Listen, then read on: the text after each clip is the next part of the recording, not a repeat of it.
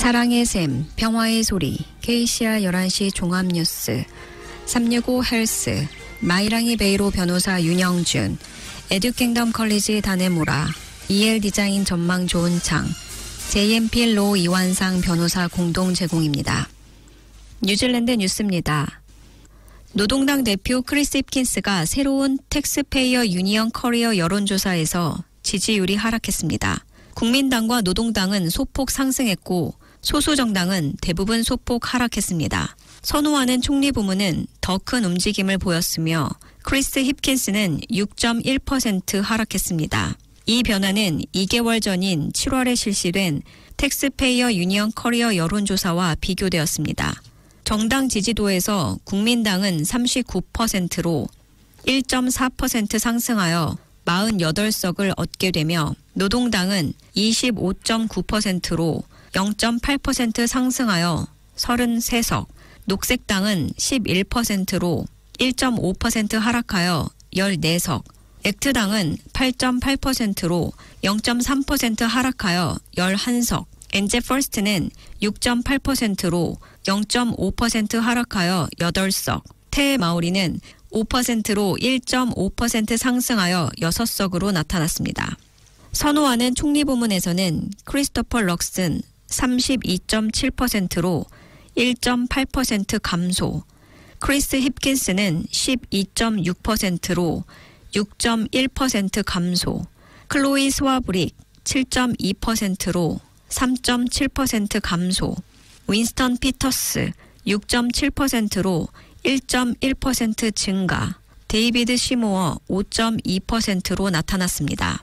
이 여론조사는 엔젯 납세자 연합을 위해 커리어 마켓 리서치에서 실시했습니다. 정부는 이번 주에 범죄에 대한 더 강력한 처벌을 내리겠다는 약속을 추진하는 법안을 도입할 예정입니다. 크리스토퍼 럭슨 총리는 어제 주간 내각회의 후 형량 선고법의 변경 사항을 발표했습니다.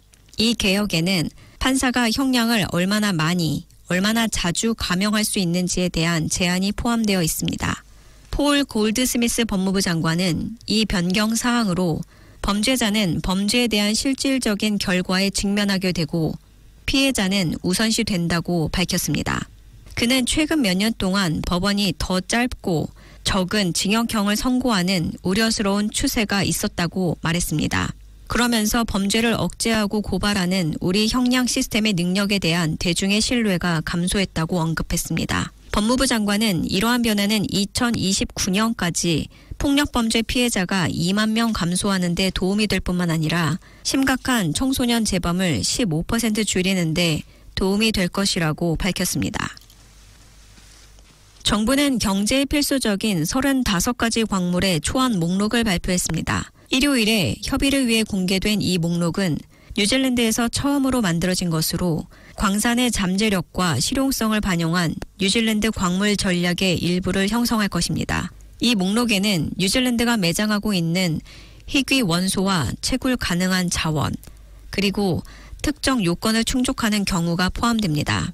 즉, 해당 광물이 국가 안보나 기술에 유용해야 하며 무역 상대국의 수요가 많고 지역적 또는 국제적으로 공급이 중단될 위험이 있어야 합니다. 정부는 5월에 광물 채굴에 대한 전략 초안을 발표했으며 2035년까지 이 부문의 수출 가치를 2배로 늘려 20억 달러를 목표로 하고 있습니다. 존스 자원부 장관은 이 목록이 어떻게 적용될지는 현재로서는 명확하지 않지만 재생에너지와 같은 분야와 수출을 위해 뉴질랜드 경제의 가치와 중요성을 가지는 광물의 범위를 제시하는 것이라고 덧붙였습니다. 장관은 RNZ과의 인터뷰에서 뉴질랜드가 러시아와 중국에 이어 세 번째로 많은 바나듐 매장량을 보유하고 있을 가능성이 있다고 언급했습니다. 그러나 뉴질랜드는 광물에 대한 접근이 필요하며 해외에서 수입하는 것보다 뉴질랜드에서 채굴하는 것이 더 낫다고 주장했습니다. 정부의 탄소 배출 기준 완화 조치로 인해 향후 10년 동안 뉴질랜드 도로에 최대 5만 8천 대의 전기차가 줄어들 수 있다는 예상이 나왔습니다. 이 중 3만 9천 대는 완전 전기차, 1만 9천 대는 플러그인 하이브리드 차량이 줄어들 것이라고 정부의 예측 모델이 밝혔습니다. 해당 시뮬레이션은 내각이 수입 자동차에 대한 배출 기준을 완화하기 전 Better NZ Trust가 교통부에서 입수한 자료입니다. 자동차 수입업자들은 기존 기준이 지나치게 높아 달성할 수 없다고 주장했고 이에 따라 정부는 기준을 낮추기로 결정했습니다. 그러나 Better NZ Trust의 캐서린 트런슨 의장은 이번 조치가 정부가 제시한 것보다 훨씬 더 큰 영향을 미칠 것이라고 우려했습니다. 그녀는 약 6만 대의 저배출 차량이 줄어들고 2메가톤의 추가 매출이 발생할 것이라고 말했습니다. 교통부는 기준이 완화되더라도 2050년까지 900만 톤 이상의 배출을 절감할 수 있다고 결론 내렸지만 자동차 업계는 전기차 및 저배출 차량을 충분히 공급할 수 없으며 수백만 달러의 벌금이 부과될 것이라 경고했습니다. 특히 전기 유트 수입이 지연이 큰 문제로 지적되었습니다. 시메온 브라운 교통부 장관은 자동차 수입업자들이 제공한 데이터만을 기반으로 정책을 변경했으며 더 넓은 의견 수렴이 부족했다는 비판이 제기되었습니다. 환경부는 이번 조치가 뉴질랜드의 기후 목표 달성을 어렵게 할 수 있다고 경고했으며 추가적인 대안 검토를 제안했습니다. 2027년이 가장 큰 영향을 받을 해로 예상되며 그때는 전기차 등록이 최대 20% 감소할 수 있습니다. 뉴질랜드의 마운트 알버트 그래머 스쿨 학교에서 휴대폰 사용을 금지한 이후 학생들 간의 실제 대면 소통이 증가했다고 밝혔습니다. 정부의 휴대폰 금지령이 올해 4월 발효되었지만 마운트 알버트 그래머는 작년 초부터 이미 학교에서 휴대폰 없는 환경을 도입했습니다. 3,400명가량의 학생이 재학 중인 이 학교는 휴대폰 금지 이후 쉬는 시간에 더 많은 스포츠 활동과 대면 대화가 이루어지는 등 문화적 변화가 나타났다고 설명했습니다. 패트릭 드럼 교장은 체크포인트와의 인터뷰에서 교사들이 집중력과 주의력을 회복하는 긍정적인 변화를 관찰하고 있다고 전했습니다.